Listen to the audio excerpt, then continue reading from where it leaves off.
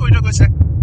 জয়ন্ত মল্ল বৰুৱাৰ মতে জুবিনৰ প্ৰকৃত অনুৰাগী কোন? বিজেপি দলৰ নেতা কৰ্মীহে জুবিনৰ প্ৰকৃত অনুৰাগী নেকি? জুবিনৰ মৃত্যুৰ পাছত উবুৰিখাইৰ পৰা লাখ লাখ জুবিন অনুৰাগীক এইদৰে চৰম স্পৰ্ধা কৰিলে জয়ন্ত মল্ল বৰুৱাই। জুবিন গাৰ্গৰ ৰহস্যজনক মৃত্যুক লৈ প্ৰকৃত ৰাজনীতি কৰিছে কোনে? জীৱিত কালত জুবিন গাৰ্গে মুকলিকৈ কটাক্ষ কৰা মন্ত্ৰী জয়ন্ত মল্ল বৰুৱাই এবাৰ নামি পৰিল জুবিন গাৰ্গৰ অনুৰাগীক অপমান কৰাত। বিজেপিৰ আন্দোলনকাৰীসকলহে প্ৰকৃত অনুৰাগী বুলি কৈ এতিয়া নেতিজনৰ লগতে অন্য বিভিন্নজনৰ ৰোষত পৰিছে মন্ত্ৰী জয়ন্ত মল্ল বৰুৱা। মন্ত্ৰী জয়ন্ত মল্ল বৰুৱাৰ লগতে মুখ্যমন্ত্ৰী হিমন্ত বিশ্ব শৰ্মাকো উভতি ধৰিছে কৃষক মুক্তি সংগ্ৰাম সমিতিৰ সাধাৰণ সম্পাদক বিদ্যুৎ শইকীয়া। জুবিন গাৰ্গে জীৱিত কালতে গৰু বুলি আখ্যা দিয়া এজনক নলবাৰীত পিঠিত ষ্টিকাৰ লগোৱাৰ দায়িত্ব দিছে। জুবিন গাৰ্গে তেওঁক গৰু বুলি আখ্যা দিছিল আৰু এতিয়া তেওঁ নিজেই গৰু চুৰ ওলাল। প্ৰথমে গৰু বুলি কৈছিলে, এতিয়া গৰু চুৰ ওলালে। সেইজনে নহয় জানো জয়ন্ত মল্ল বৰুৱা ডাঙৰীয়া? এতিয়া হিমন্ত বিশ্ব শৰ্মা ডাঙৰীয়াক ঠিকা দিছে যে মানুহৰ পিঠিত ষ্টিকাৰ লগাব লাগে কোন অনুৰাগী আৰু কোন অনুৰাগী নহয়। এনেকুৱা এজন যিজন মানুহক জুবিন দাই অসমৰ প্ৰাণ জুবিন দাই জীৱিত কালতে তেওঁক এনালাইচিছ কৰি থৈ গৈছে, গৰু বুলি কৈছিল, পিছত গৰু চুৰ ওলালে। সেই মানুহজনে এতিয়া আমাক প্ৰশ্ন কৰে যে কোন অনুৰাগী কোন অনুৰাগী নহয়।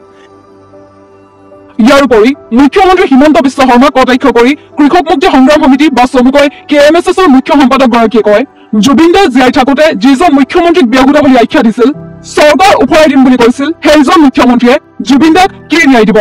দলক বটলা পাৰ্টি বুলি কৈছিলে, যিজন মুখ্যমন্ত্ৰীক বেহুদা বুলি কৈছিলে জুবিন দাই জীয়াই থাকোতে।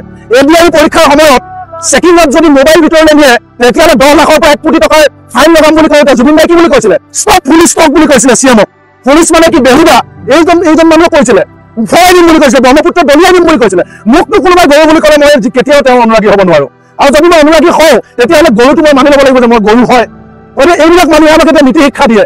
শিৱসাগৰত কৃষক মুক্তি সংগ্ৰাম সমিতি, ছাত্ৰ মুক্তি সংগ্ৰাম সমিতি আৰু জাতীয় যুৱ বাহিনীৰ প্ৰতিবাদী সমদলত অংশ লৈ এইদৰে KMSSৰ সাধাৰণ সম্পাদকগৰাকীয়ে উভতি ধৰে বিজেপিৰ কৰ্মীসকলে জুবিনৰ প্ৰকৃত অনুৰাগী বুলি দাবী কৰা মন্ত্ৰী জয়ন্ত মল্ল বৰুৱাৰ লগতে মুখ্যমন্ত্ৰী হিমন্ত বিশ্ব শৰ্মা। মুক্তি সংগ্ৰাম সমিতি, ছাত্ৰ মুক্তি সংগ্ৰাম সমিতি আৰু জাতীয় যুৱ বাহিনীয়ে যৌথভাৱে 48 ঘণ্টাৰ কাৰণে জুবিন দাৰ ন্যায় প্ৰাপ্তিৰ দাবীত আমাৰ এই অনশন কাৰ্যসূচী ৰূপায়িত হৈছিলে আৰু আজি শেষ হৈছে। শেষ হোৱাৰ পাছত আমি এতিয়া সমদল বাহিৰ কৰিবৰ কাৰণে আগবাঢ়িছো। আৰু আমাৰ এটাই কথা যে জুবিন দাৰ ন্যায়ক লৈ কোনো ধৰণৰ ৰাজনীতি নহ'ব। যিসকলে চৰকাৰত আছে আমি সকলোৱে জানো যে মুখ্যমন্ত্ৰীগৰাকীক যদি আজি সোধে আপুনি কোন দলৰ মুখ্যমন্ত্ৰী, তেওঁ পোনচাতেই ক'ব যে মই বিজেপি দলৰ মুখ্যমন্ত্ৰী। প্ৰধানমন্ত্ৰীক যদি সোধে আপুনি কোন দলৰ প্ৰধানমন্ত্ৰী, তেওঁ ক'ব যে মই বিজেপি দলৰ প্ৰধানমন্ত্ৰী। আৰু সেই দলটোৱে যিটো দলৰ দ্বাৰা এখন চৰকাৰ চলি আছে, যিটো দলে পঞ্চায়তৰ পৰা ৰাজ্যৰ পৰা কেন্দ্ৰলৈকে চৰকাৰৰ নেতৃত্ব দি আছে, সেই দলটোৱে আজি 1 মাহৰ পাছত ৰাজপথলৈ ওলাই আহি তেওঁলোকে কৈছে যে এতিয়া হেনো প্ৰকৃত জুবিন দাৰ অনুৰাগীসকল ৰাস্তালৈ ওলাই আহিছে। তাৰ মানে পোনচাতে তেওঁলোকে লাখ লাখ মানুহ, যিবিলাক মানুহে জুবিন দাৰ ন্যায়ৰ কাৰণে ৰাজপথত ওলাই আন্দোলন কৰিছে এটা মাহে, তেওঁলোকক বিজেপিয়ে অপমান কৰিছে আৰু তেওঁলোকে নকল জুবিন দাৰ অনুৰাগী বুলি কৈছে। এই কথাটোৱে বিজেপিয়ে অসমৰ ৰাইজক অপমান কৰিছে। দ্বিতীয় কথাটো হৈছে আপোনালোকে জানে তেওঁলোকে আজি স্বীকাৰ কৰিলে যে 1 মাহ দিনে মুখ্যমন্ত্ৰীয়ে যে তদন্তৰ নামত ভেকু ভাওনা কৰিলে, এই কথাটো আজি বিজেপিয়ে প্ৰকৃত অনুৰাগী ওলাই আহি আজি ন্যায় বিচাৰিছো বুলি কোৱাৰ লগে লগে এই কথাটো প্ৰমাণ হ'ল। যিটো কথা অসমৰ লাখ লাখ মানুহে কৈ আছে যে বিজেপিয়ে 1 মাহ দিনে কেৱল নাটক কৰিছে, কোনো ধৰণৰ তদন্ত নকৰিলে। আৰু আটাইতকৈ ডাঙৰ কথা, কোন মানুহজনে কৈছে? নলবাৰীত যিজন মানুহক জুবিন দাই জীৱিত কালতে তেওঁক মূল্যায়ন কৰি থৈ গৈছিলে। প্ৰথমে গৰু বুলি কৈছিলে, এতিয়া গৰু চুৰ ওলালে। সেইজনে নহয় জানো জয়ন্ত মল্ল বৰুৱা ডাঙৰীয়া? এতিয়া হিমন্ত বিশ্ব শৰ্মা ডাঙৰীয়াক তেওঁক ঠিকা দিছে যে মানুহৰ পিঠিত ষ্টিকাৰ লগাব লাগে কোন অনুৰাগী আৰু কোন অনুৰাগী নহয়। 16 অক্টোবৰ তাৰিখে উচ্চায়ুক্তক মাতি আনি দিল্লীত মিটিং কৰিব পাৰে। সেই কামটো 22 তাৰিখে যেতিয়া তেওঁ সমাধিস্থ কৰা হ'ল, 23 তাৰিখে কিয় উচ্চায়ুক্তৰ লগত নবহিলে? কাক ৰক্ষণাবেক্ষণ দিবৰ কাৰণে? কাক ৰক্ষণাবেক্ষণ দিবৰ কাৰণে কৰিলে? এতিয়া বিজেপিয়ে ডাঙৰ ডাঙৰ লেকচাৰ মাৰে। নৰ্থ ইষ্ট ফেষ্টিভেলক অসম চৰকাৰ প্ৰতিটো ডিপাৰ্টমেণ্টে পইচা দিছে, এইটো কিয় প্ৰশ্ন নকৰে? সিদ্ধাৰ্থ শৰ্মা যুৱ মৰ্চাৰ সাংস্কৃতিক বিভাগৰ দায়িত্ব আছিল, সেইটো কোনে দিছিলে? এতিয়া যে বিজেপিয়ে হঠাৎ চন্দ্ৰত ঘূৰাই পাইছে, পবিত্ৰ মাৰ্ঘেৰিটা বৈদেশিক পৰিক্ৰমা ডিপাৰ্টমেণ্ট নৰ্থ ইষ্ট ফেষ্টিভেলৰ পাৰ্ট আছিল।